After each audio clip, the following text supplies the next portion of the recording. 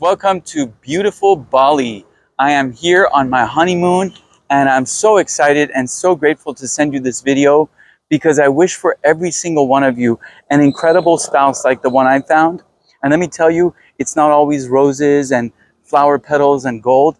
There's a lot of crinks and the junks and the yunks and the challenges and the struggles. But at the end of the day, partnership is a beautiful thing. And we constantly talk about partnership with God being the ultimate partner. And what I've been finding is that my partnership with my spouse has taught me a lot about partnership with God. And so today I want to share with you a sermon live from this gorgeous temple here in Bali. And I'll sit in front of it and I'll share with you a little bit more about generosity, because last week we've been practicing this concept of generosity. And this week I've been praying and receiving information about something I call the dark side of generosity. So let me put my phone down right here. Beautiful. Great. And I'm going to sit with you in this gorgeous temple as we explore generosity. And let us take a deep breath, and I'll open us up with a prayer this beautiful Saturday. I want to say thank you for all the brothers who are showing up. Special thank you for Antonio and Keegan as well to put this on without me. Let's take a deep breath and do a prayer as we open up the space.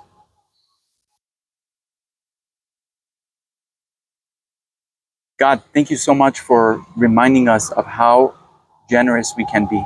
This whole week we've been playing with the energetics of our generator capabilities and remembering how easy it is to generate and how wonderful it is to be generous. God, we open up space to remember that generosity is a gift from you to us and from us to all the people around us. And God, we now remember that our resources are actually endless and that we give because we receive from you. And we give in your name, knowing that the field of possibility is a portal for all of us to have access to.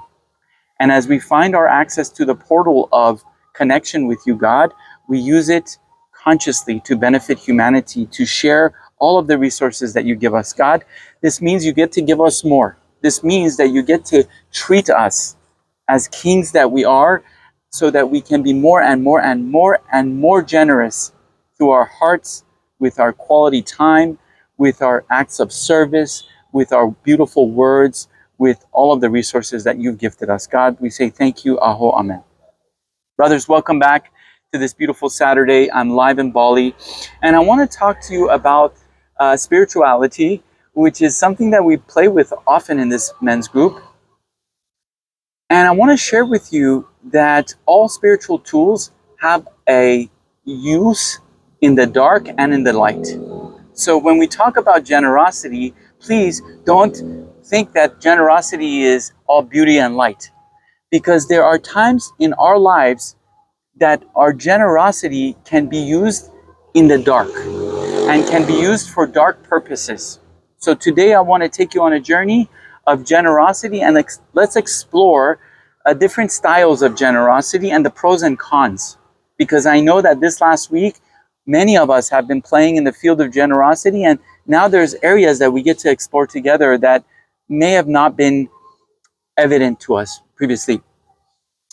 You ever be in a relationship with someone where you give, and after a little while you're like, wait a second, not only am I the one giving the most in this relationship and being generous, in fact, if I was to be honest with myself, I'm the only one giving in this relationship.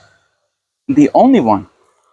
And so I want to bring us to the concept of generosity that sometimes turns into obligation, sometimes turns into survival mechanisms. How many of us have had relationships where it was joyful to give, and then it turned into an obligation? I just realized I was in a relationship recently where I was so generous. And by the way, generosity is so much fun when you get to treat people, when you get to love on them, when you get to empower them. It's so much fun. It's endless. And sometimes the endless generosity can ruin someone's life. I've seen it happen so many times in my life where I overgenerated in a relationship and the other person got lazy and it actually debilitated them. So what I want to tell you is that as men of God, as men who are conscious, men who are empowered with ultimate resource is yours. It is also your responsibility to use the resource with diligence, with care, with consciousness. Think about it. You've heard the story of a poor man coming to a king, and the poor man says, "Hey, listen, can I get some change?" And the king is so excited to change this man's life because for the king, money is never a problem. Resources are abundant in the kingdom. So the king says to the young man, "Of course I can help you. Do me a little trick, a song and a dance." And the poor man does a little trick, song and a dance, and the king says, "Here you go, here's 10 tons of gold." And this amount of gold is so great compared to the level of consciousness that the poor man has, that it actually ends up ruining the poor man's life. How? Well, you already know. Some people don't have the practice to manage or to handle significant levels of energy. Call it money, call it resources, call it love. And when you give to them so radically, so intensely, without diligence, without care, what it often does is it destroys their life. And I'll take you to a study that I'm very familiar with because as a financial advisor, we study finance and money behaviors. And I'll never forget, there's a statistic that says 95% of sudden wealth earners, like NBA basketball players, NFL professional sports players, including who are these lotto ticket winners called sudden wealth, 95% of them go broke within 5 years. And it's not just that they go financially broke, their life gets destroyed. Their relationships get ruined. Their health goes to shit. Why? Because they received sudden abundance, generosity from God, and they didn't have the fortitude, the resources, the practices, the philosophies to maintain and manage the type of energy that they were given. So many times, this rapid energy can destroy.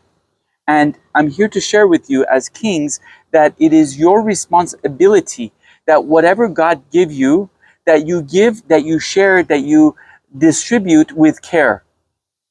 Because when we go from level 1 to level 10 generosity with others in our lives who have never experienced it, they'll enjoy it.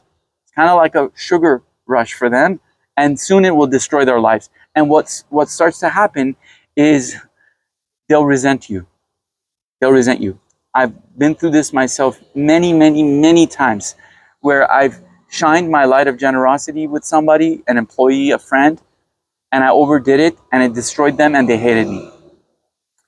So with that, there's a quote that I used to hear. It says, "No good deed goes unpunished." For those of you who grew up in America can relate to that. And what that means is sometimes you do something really nice for someone and they actually don't know how to receive it and they hate you. They resent you. They resent you. Okay? So as we study further into the dark side of generosity, let's take a few deep breaths. I need it myself because a lot of energy is coming up around this subject in this moment. Let's take a deep breath together.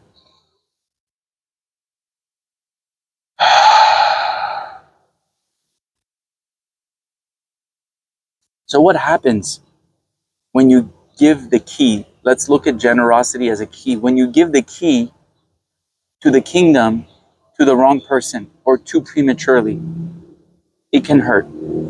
And what I want to bring your attention to is the archetype of the king. When we think about the archetype of the king, does the king provide generously, equally to all beings in the kingdom? I'm going to ask this again. as a king, if you were the king of the most amazing kingdom, would you be providing your generosity equally to all beings in the kingdom? If your answer is yes, put yes in the chat right now. And if your answer is no, put no in the chat right now. Does a king provide generously equally to all beings in the kingdom? And I'm going to say my answer is going to be no. Why not? Well, each being has a different level of responsibility. And a king chooses his generosity very wisely, not as a form of manipulation, but the king knows that there are certain people in his kingdom that require or benefit from higher levels of generosity, one being his queen. One being his queen. So for this week, as a offering from me to you here in Bali, from me to you, my offering to you is, can you go from a width of generosity into a depth of generosity? Can we practice this coming week, instead of going wide with our generosity and our giving, can we start to go deep with it? Can we start to find and identify the people in our kingdom who are worthy of deep levels of devotion in the field of generosity? Who are the people in your life who deserve a more personalized level of generosity? And are you able to reallocate and rebalance your generosity portfolio so that the people who deserve higher levels of generosity get that attention from you? And let's see what happens in this next 7 days. Let's see what happens if you rebalance your allocation of generosity to those fewer people who really, really deserve it. And can you be a master and be diligent in your generosity? Can you be particular rather than using a atomic bomb of generosity? Can you be a cultivator of mastery level, artisanal level of generosity? And for me, what that looks like is when I'm artisanally generous with my wife, I'm paying really close attention to the small things she likes, and I'm boom, boom, right there, surgical generosity. And what starts to happen is, at first the person is kind of like, wait, why are you doing this for me? Or was this a mistake? Was it an accident? Was it by happenstance that you were this particular? But after 2 or 3 or 4 iterations of generosity at, how do I say, surgical levels, the person starts to have their mind blown. And I know there's people out there, men out there in our community who are surgeons in the field of generosity, and I'm calling upon you to become more surgical. And in this, we use our power, our God-given resource, even more consciously. Yes, the young king uses his generosity in its breadth. The young king uses his generosity and says, everybody in the kingdom gets a couple gold coins. Yes, gotcha. But the mature king is really particular, and this is the connection with prayer. When we talk about prayer being the field of intentionality, we can also be ultra intentional about our generosity. And not just generosity blast, because that's easy for you now, since you've been practicing it this week. But we're now looking at being extremely mindful and precise with whom we are generous with and how we are generous with them. And I have another assignment for you. I want you to write this down if you can and really practice this week. I want you to, number one, check to see who in your life you've been generous with as a form of old loyalty. There are men and women in your life right now who you've been generous to, and you've become complacent and the relationship needs an upgrade. The relationship needs a reset. And many of us who are generators, many of us who have a real magnificent power of creating something from nothing, giving, resource generating, right? Many of us are on autopilot, and we have human beings in our kingdom who have become lazy, complacent. They're just feeding off the kingdom, and we're now providing for them from a place of obligation. I'll speak from personal experience. This last few weeks, I've had certain relationships in my life where I've inventoried and I'm like, all right, let's take a real objective look and be real objective. If I was being real objective, this person in my life, call it person A, what's the energy exchange here? Are they being anywhere close to generous with me? And even if they don't match my generosity, because I know I'm an ultra generous man, that's a God-given gift that I've had, and I don't expect all people in my life to match my level of generosity, but are the people in my life even trying? Are they even aware? Are they even conscious of the generosity game that I'm playing with them? And the true answer to some of the people in my life was like, no, they're not. They're not. So what do you do, what do you do when you have someone in your life that you've been generous with who is not being generous? What I like to do is I like to be full frontal and have conversation and say, listen, I love to be generous with you and I have been generous. Do you see my generosity? And sometimes people will say, yes. And when they say yes, I say, okay, what have you seen? Let's talk about it. Let's be full frontal. Let's talk about my generosity with you. Sometimes they'll say no. And when I point it out, then they're like, oh my God, I'm so sorry. I didn't even realize you're doing that for me. Oh my God, thank you. Full frontal, right? We'll talk another day about the difference between full frontal and sideways action. But full frontal is, hey, I'm not doing sideways stuff with you. My intention is my energy. My energy is divine. And it's given to me by God. It's sacred. I'm not just wasting it. I'm not just here by accident. So having a generosity check-in with yourself and with the other person, really important. And a few times what you'll find is the person will recognize your generosity after you talk to them about it, and they'll not want to play. And it's there that you have an opportunity to make a choice for yourself. Are you using your generosity as a way to people please? Are you using your generosity as a survival mechanism? We call this the dark side of generosity, where you know now that the person you're in a relationship with is not even trying to be generous, and yet you are afraid to let go. Afraid to let go. So check your generosity. Is your generosity truly coming from a place of gifting and loving and serving and providing? Or is it now coming from a place of survival? That if I stop being generous to this person, they're going to leave me and that might be bad for me.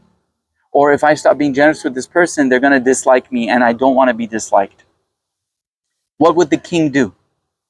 What would the king do? And the truth is, brothers, that when we grew up, all of us were raised by moms, and our moms, we've had to fawn them. We've had to fawn our parents as children because as kids we couldn't talk. We had no food.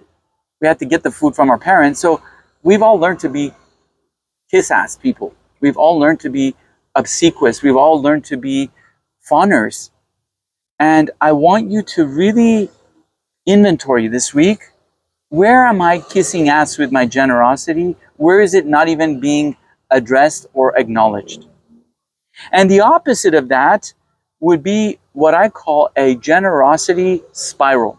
A generosity spiral is when you find a person who recognizes the language of generosity and is competing with you in the field of generosity. I've had a few people in my life like that, where we both realize suddenly that we're both generous and we just compete. Who can give more? Who can give more? Who can give more? right? And those relationships are rare. But when you find them, they're treasures. And what I found is generosity is not a language that could be taught. It's a memory. And some people can't remember. And we bless them by shining our light, by shining our generosity. And if they still don't remember, that's on them. It's not your job to remind all people of what is possible for them when they're sleeping. Find other people who are generous with you. Let's celebrate in the field of generosity together. So with that, I got 3 recommendations for you, and then it's time for me to go because the sun's coming down. If you enjoyed this, put something in the chat. Say, I'm enjoying this. I'm enjoying this. I'm enjoying this. So what I want to bring to your attention is 3 recommendations for this week. Number 1, check your generosity levels and see if you can be even more generous. Check your generosity levels and see if you can be even more generous than you've already been this week. Number 2, identify where you've been generous as a form of reliancy, otherwise known as fawning. Where have I been generous this last week with my mom, my dad, my business partner, my girlfriend, my boyfriend, whoever? Where have I been generous as a form of reliancy? Where am I just giving because I'm scared that this thing is going to collapse if I don't give? And number 3, where can I deepen my generosity? Who in my life, who in my radius deserves a deeper level of generosity? Instead of going wide, this week we're going to go deep. And going deep means that we start to exclude some of the wastes of energy, some of the people who are sleeping, who no matter how generous you are, they're kind of like, they want to stay in the darkness. They want to stay in the shadows. We honor them. But we focus this week on the targets that we know God is asking us to double down on. And as kings, this week, our kingdom is deserving of our intention, our attention towards where we can really deposit generosity as a form of prayer. Because your prayer, your generosity, your resource is your connection with God. Think about it. If you were given all of this resource by God and you were delinquent with it, you were irresponsible with it, how likely is God to keep giving you? And that goes for your money as well. How many of you have been irresponsible with your money? Doesn't matter how much you have. I know guys who have millions of dollars and they're so irresponsible, it goes to really shitty types of investments. Let's just call it investments. Women, alcohol, drugs. And for those of us who are playing the game of consciousness, what we're looking at is for everything that comes in, we're grateful. For everything that goes out, we're grateful. And we are now being real precise sharpshooters in terms of our generosity cycle, our generosity gun. And we're doing laser shots. Okay, you hear that dog? He's calling me. In Balinese, that says, Soleil, land your plane. Brothers, I love you. God bless you. Enjoy this Saturday session. Let us play in the field of generosity and let's talk about where we can pull back from obligation generosity and where we can deepen more and more into what? Conscious generosity. God bless you guys. I will see you soon.